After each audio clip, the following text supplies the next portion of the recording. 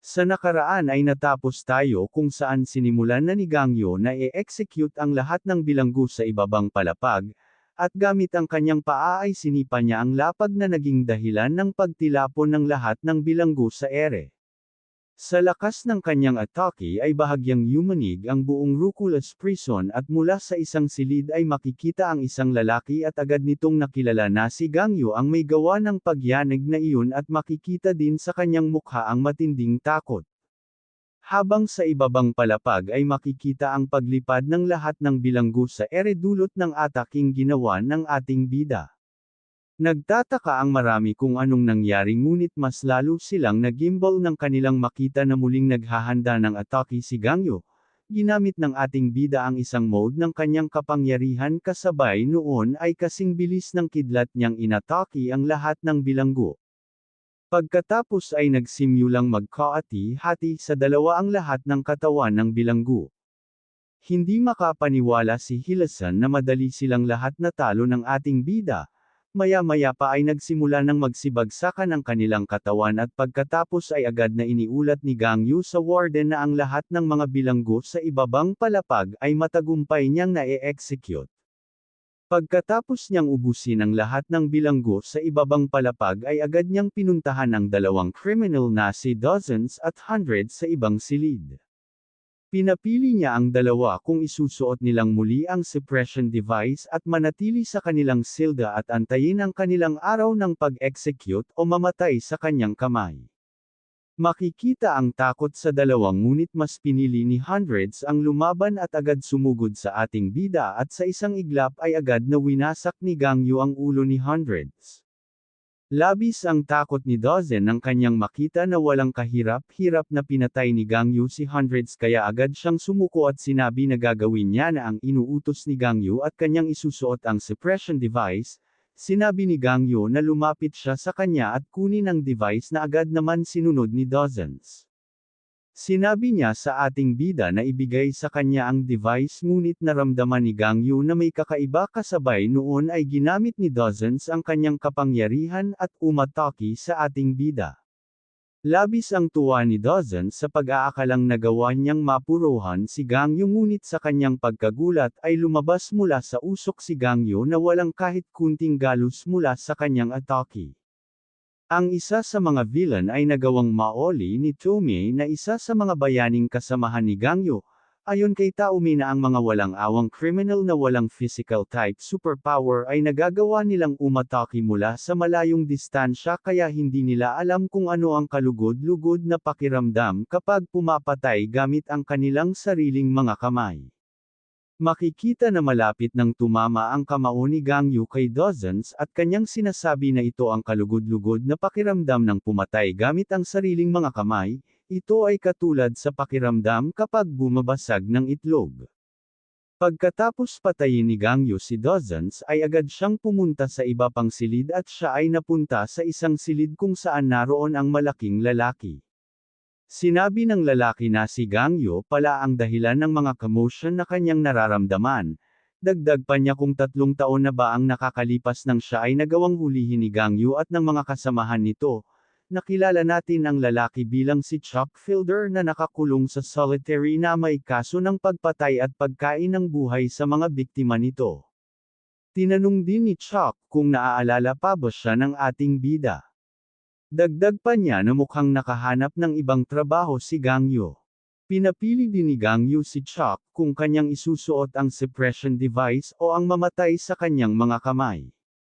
Sinabi ni Chuck na alam niyang muli silang magkikita isang araw, at pinakita ang nakaraan kung saan nahuli si Chuck ng buong grupo ng mga bayani at napansin ni Gangyo ang isang kaldero na mayroong mga lamang loob ng mga tao na naging dahilan ng matindi niyang galit.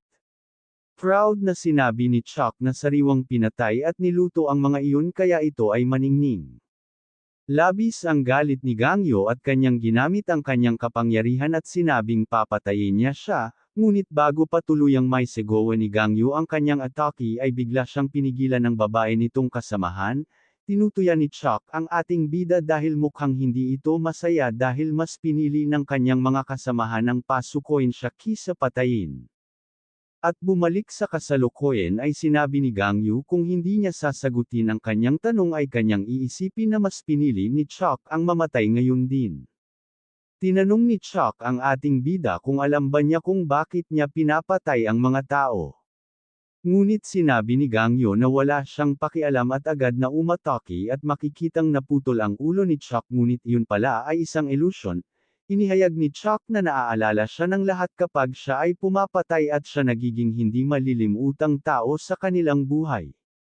Ginagamit niya ang kanyang kapangyarihan para iukit ang kanyang mga alaala sa mata ng kanyang mga biktima kaya hindi nila siya malilimutan kahit sa kanilang kamatayan.